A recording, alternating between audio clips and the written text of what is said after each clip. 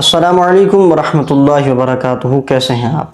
सवाल ये है कि आप बग़ैर वज़ू मोबाइल पर कुरान पढ़ सकते हैं? क्योंकि डिजिटल ज़माना है, लोग तरक्की करते जा रहे हैं। पहले कुरान पाक को उठाते थे, चूमते थे, बरकतें हासिल करते थे और फिर उसकी तिलावत क्या करते थे। लेकिन आजकल लोग मोबाइल पर भी कुरान पाक पढ़ते हैं।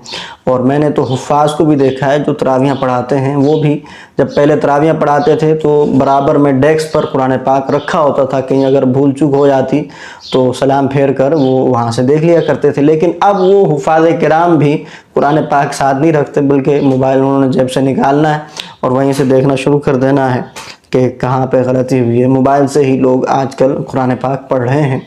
तो इसका शरई हुक्म क्या है? तो देखिए, पहली बात यह है कि बग़ैर वज़ू कुरान पढ़ना, तो ये तो बिल्कुल जायज़ और दुरुस्त है कि आप बग़ैर वज़ू कुरान पढ़ सकते हैं। मसला ये है कि बग़ैर वज़ू कुरान पाक को छूना, इसका हुक्म क्या है? तो मसहफ़ शरीफ जो किताबी शक्ल में कुरान पाक होता है, तो उसको तो बग़ैर वज़ू छूने की बिल्कुल भी इजाज़त नहीं है। अब रहा मोबाइल के, मोबाइल पर अगर किसी ने कुरान पाक को ऑन कर लिया है तो क्या वो इसको बग़ैर वज़ू पढ़ सकता है या नहीं पढ़ सकता? तो याद रखिए, इस हवाले से उलमा का इख्तिलाफ़ है।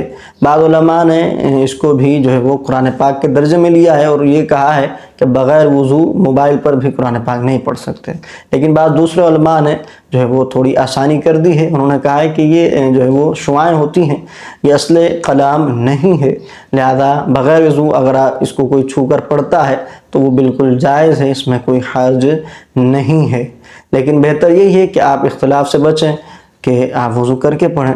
लेकिन फिर भी अगर कोई बग़ैर वज़ू कुरान पाक पढ़ लेता है मोबाइल पर छू कर, असल किताब को नहीं, क्योंकि उसको तो बग़ैर वज़ू छू कर नहीं पढ़ सकते, मोबाइल पर अगर कोई जो है वो बग़ैर वज़ू छू कर कुरान पाक पढ़ता है तो ये जायज़ है, गुनाहगार वो शख्स नहीं होगा। अगर इस वीडियो से आपको कोई फ़ायदा हासिल हुआ है तो कमेंट में इसका लाजमी आपने जवाब देना है।